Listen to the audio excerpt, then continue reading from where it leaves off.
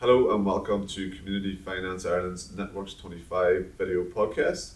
My name is Michael Mullin. I am the Programme Manager for the Networx25 programme. The overall aim of the programme is to support 10 participating groups from across Northern Ireland and the border counties of the Republic of Ireland. We want to improve and understand best business practice in areas such as financial planning and business strategic planning, marketing and communications, digital transformation and technology, governance and compliance. We also want to explore access to alternative funding streams and avenues. There will be an opportunity for the groups to network and connect with each other and learn from different communities and backgrounds, ultimately creating positive and long-lasting relationships between cross-border communities and those who share similar challenges and issues such as rural isolation, underinvestment and legacy issues relating to the Troubles and Brexit. In this first episode, we'll meet some of the participating organisations and really get a sense of why they wanted to join the Networx25 programme as they embark on their first residential. Throughout the video podcast series, we hope to showcase how communities can work collaboratively together to bring new innovative ideas and initiatives and become more robust and financially sustainable. Let's see what they had to say. My name is Packie Kelly. I'm the project coordinator in Daly Family Resource Centre, which is a fairly large family resource centre based in Mulholland. My name is Daly. I'm the Executive Director of Creative Spark in Dundalk. And Creative Spark is an creative enterprise and training centre. It's a place to work and a place to learn. My name is Darren Richardson. I'm the Development Manager for a charity in Mid-Ulster and Macrofil called Evolve Northern Ireland. My name is Mulholland and I'm currently the manager of West Bann Development Centre, which is based in Clanrye within the neighbourhood renewal area, and it's in the Heights, Clanrye. My name is Devine. I'm the Chief Executive Officer of Clanrye Group, an organisation based in Newry but spread throughout Northern Ireland. Tell us about your organisation and the activities that you're involved in. It's part of a national programme of which there's 125 family resource centres around the country. Maybe slightly unfair of the other members, but of those 125 there's about 20 that are in the Premier League, right? And I'd say we're one of them. You know, we've grown over those 20 years from having one employee to having 53. We're open 7 days a week. Last count we done was something like over 50,000 visits in a year, you know. We've expanded into social enterprise in the last 10-12 years. We have 2 social enterprises. One is a not-for-profit convenience shop, and the other one is an upcycling low-cost furniture shop, right? And I suppose we do a huge amount of childcare, counselling, community education, a lot of community supports and family supports, and we're seen as a sort of leading the way in community and family support in Mulholland Town this last number of years, you know. Creative Spark provides space, supports and clusters. So in terms of space, we have workspace for creative entrepreneurs. So we have 25 studio spaces and we work with everybody in the creative industries. That's everything from art and architecture to web design. So a very broad church, lots of creative people and lots of enterprising people. We have creative production space as well, so we have a fine art print studio, we have a ceramic studio and we have a fab lab, which is a place where anyone can make almost anything. So we have lots of busy, enterprising creative people all working together. We also work a lot with local enterprise supports, so we help people who are either starting a business or scaling a business. And the third element of our work is working with the community, so using creative practice and creative methodologies to help support people and build a better place. Well, West Bann is there to provide for the needs of the whole community, so we would have community representatives there from all ages, right from 0 right up to 90. We facilitate a lot of educational courses, health and well-being. We run a Good Morning Causeway service, which it's a telephone service which actually helps to take care of older people and vulnerable people in our community. We also run a creche facility, Also for students who are learning as well can avail of that creche, but mostly we would work partnership with Sure Start to run the creche and 2 and 3 year old programmes as well. We're hoping to get into youth and community work in the foreseeable future. Clanrye is a community organisation. We're spread throughout Northern Ireland. We have 165 staff. We're involved in 3 interrelated areas, which is personal development, health and wellness, and employability. Those 3 things are interlinked in that we will not provide vocational training without health and well-being and without personal development, and similarly in another field. Because what we believe is that to get someone from a position of A to B, it requires a multifaceted approach and a multifaceted solution. And that solution isn't just to train them to be a good joiner or a good bricklayer or a good plasterer or whatever else. It's to deal with the issues that they have in their families. It's to deal with their addiction issues. It's to deal with their bereavement issues. It's to deal with all those issues that are currently stopping them from progressing into the way that they need to progress. So an organisation that looks at employability in a holistic manner is probably the best way to describe it. We have 7 autonomous hubs which are governed by their own self-regulated bodies. So what we do every year is we devise a strategy of which is based around the core of peace building and community development, and around that then we build and incorporate different programmes into that with the resources available. Most of that is around good relations, employment, training, restorative justice practice, and transformation and transition. Why did you join the Networx25 program? I suppose we haven't done any of this external stuff in a long time. We've been very busy internally building the organisation, right? To a substantial organisation that it is now. We haven't done any of this wider stuff in a long time. So that was, 1, was a good opportunity. 2, we need to grow the current social enterprise models that we have. And to do that, we need to learn from other folk and engage with other folk and say, how did they do it, how did they not do it? There obviously is the automatic bonus to any kind of relationship that we might develop in regards to cross-border funding, which would obviously help and stuff like that there. But first of all, it's about learning from others, those other ideas. You know, we are a very big, strong organisation. Doesn't mean we get everything right, you know. So we're here to learn, here to show up a few partnerships, there's no doubt about that, if it's right for both parties, and see where we go. We joined the Network25 program, I suppose, really to meet other organisations that are similar to us or maybe very different to us. There's always a benefit in meeting other people from other social enterprises or community and voluntary sector, just to learn what other people are doing, to explore the possibilities of collaboration. And yeah, I suppose just it's really making connections, building our network and building the network for our community. The programme, I suppose, shone out at me. It was timely intervention in terms when I got the communication through. As an organisation, it's part of my responsibility to keep driving forward and develop it, to make it more sustainable as an organisation within its context. We are very aware of the situation within the community and voluntary sector at the current climate, and for us it's really taking that brave decision to say, you know, as an organisation now we need to be brave in our decisions moving forward, and that includes looking at some sort of social enterprise.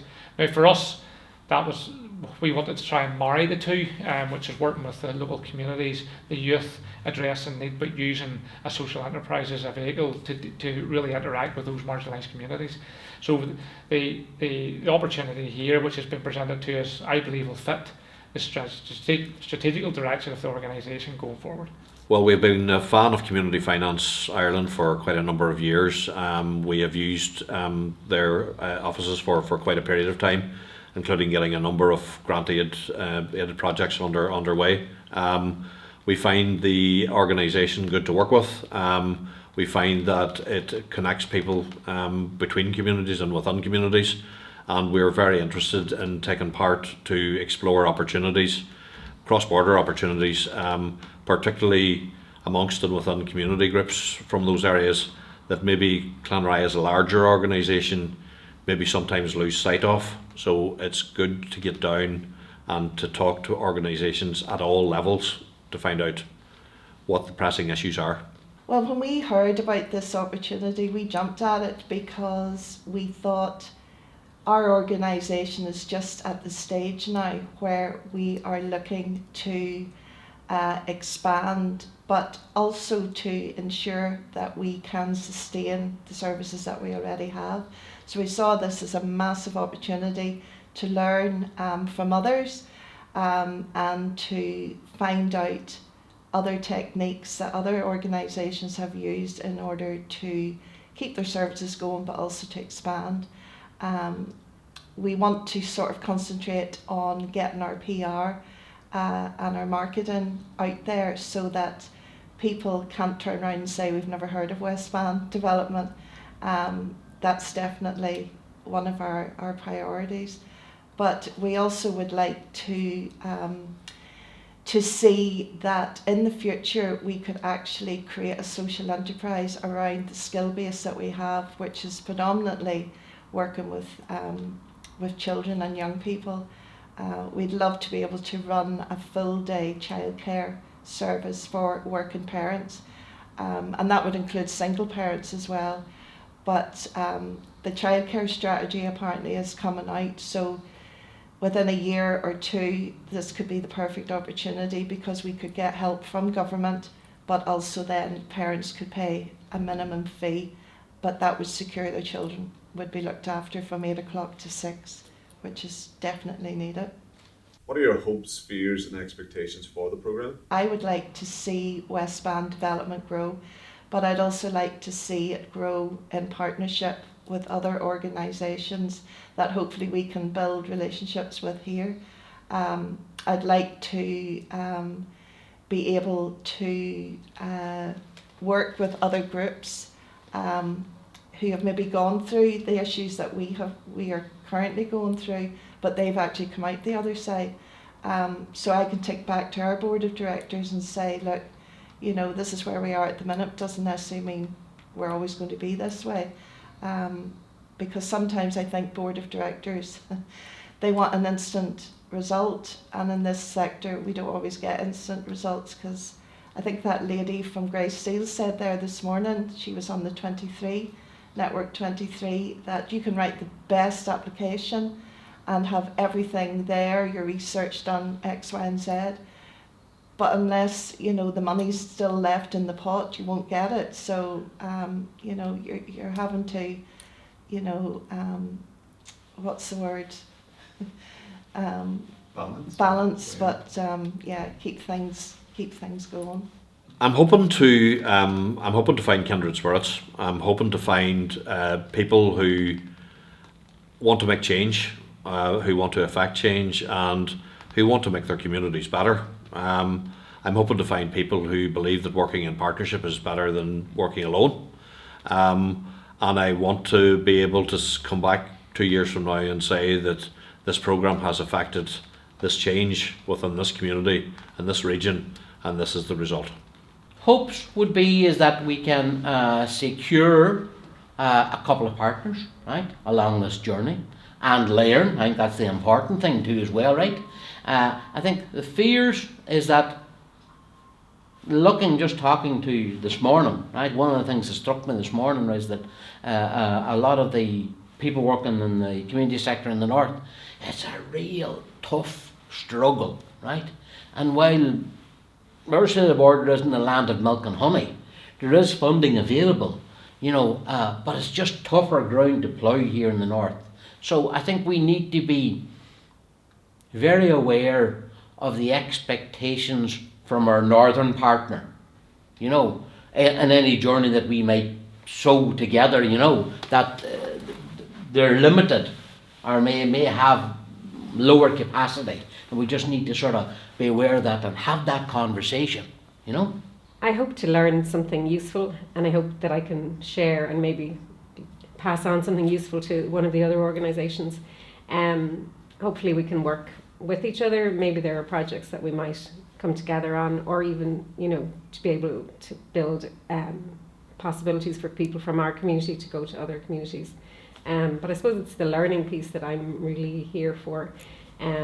One of the key things that I'd like to learn about is how other people tell their stories and how they measure impact and how they explain to their community and their stakeholders what it is that they do, and we can always be better at doing that. So that's one of my focus areas.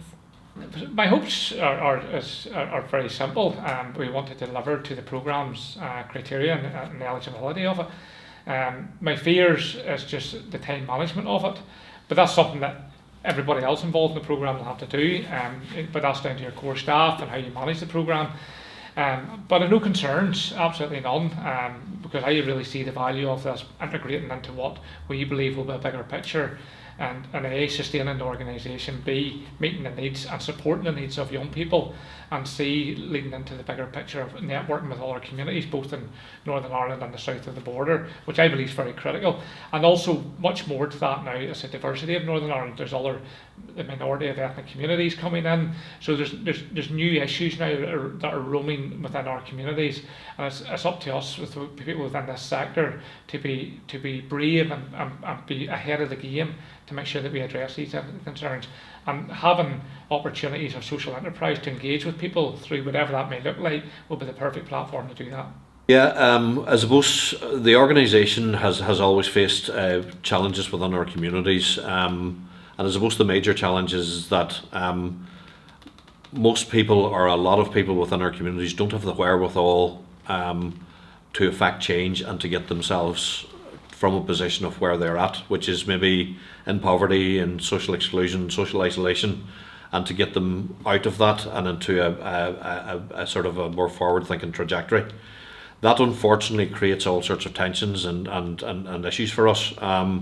That would have been a religious issue going back many years ago in terms of Catholic Protestant, and it has now become more of a racist stroke migrant stroke asylum seeker stroke refugee issue, and it's the latest battle that we're trying to, as opposed to combat, particularly as opposed in relation to ensuring that our organisation always becomes and always is a beacon of hope and a beacon of fairness and a beacon of transparency that allows communities to see that there is a better way, that by helping themselves to lift themselves out of poverty is not the way.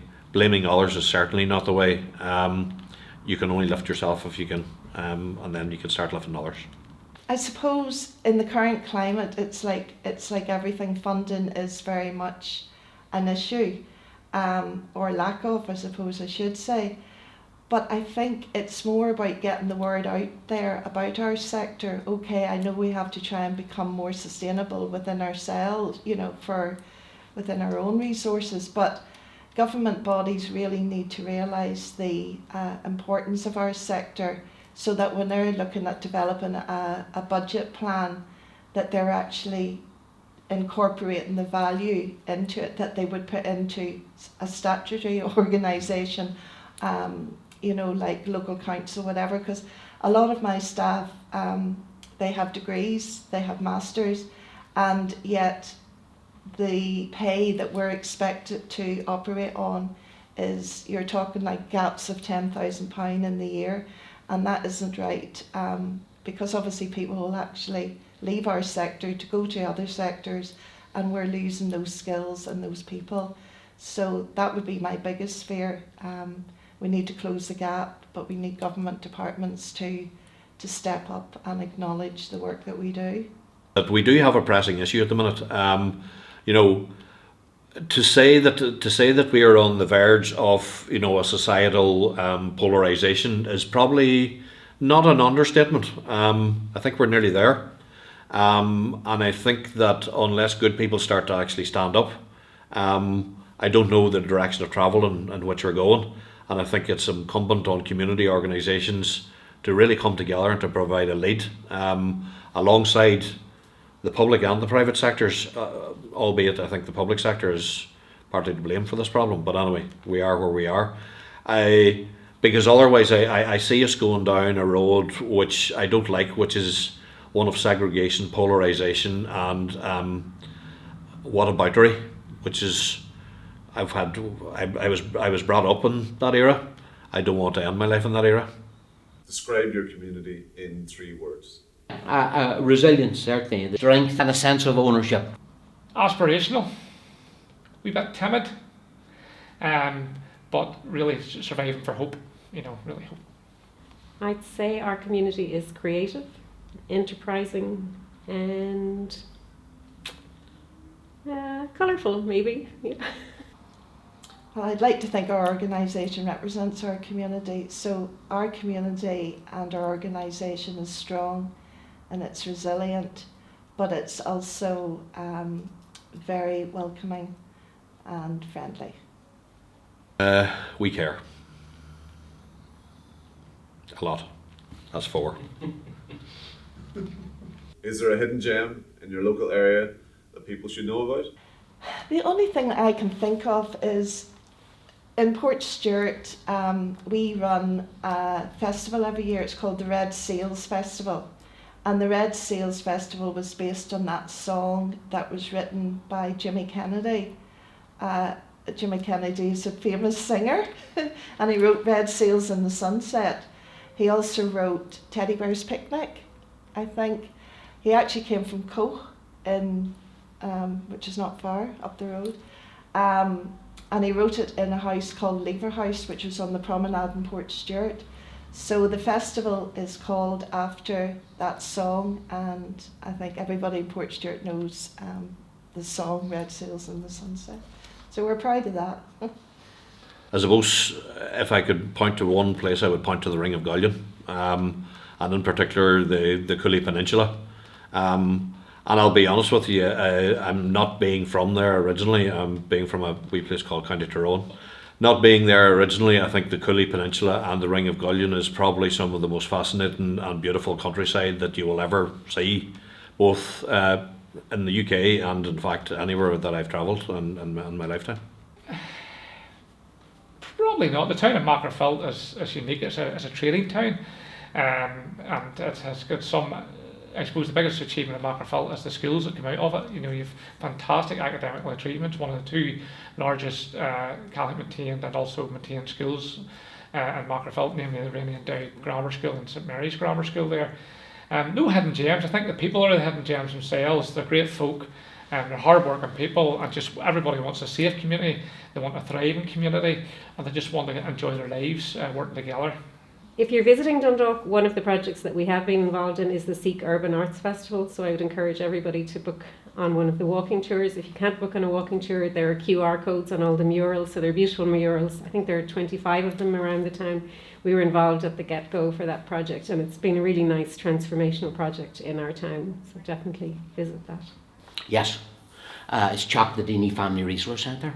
We have a team meeting every month. There's 16 people there in the team, and it's said regularly and often that we are the best family resource centre in Ireland. So that's the hidden gem, and the reason why I say it is that we're very busy at what we do, right? And you can get caught up in being the hamster in the wheel, right? But I stop people regularly and say, "Whoa, wait a minute, let's talk about Joan," right? Joan's a woman, 57 years of age. Joan by and large doesn't call out this anymore, and by and large doesn't speak to us, right? And certainly the new members saying, why? It's because Joan's too busy. But Joan's entry point to Daly Family Resource Centre would have been lucky to join a CE scheme. She'd have been maybe 40 odd years of age at that stage. She would have said, or so me met with her, right? She'd have said, "Heck, I'm not going to get on some kind of scheme to get there, right? I left school when I was 13 and I'm stupid, right? Got there and just wondered if you could do something for me." And I said, "Well, the one thing you need to do is you need to stop saying you're stupid. That's the first thing you need to do, right? Got there." So Joan went on the journey with us. The reason why Joan doesn't call and see us anymore, and the reason why Joan doesn't talk to us a lot anymore, is because she's busy working. So that's the kind of change that we assisted. Joan done a lot of driving herself. We assisted Joan in that journey, right? Thank you for tuning in to this first episode. We'll have more episodes in due course. In the meantime, if you'd like to find out more about Community Finance Ireland, please visit our website.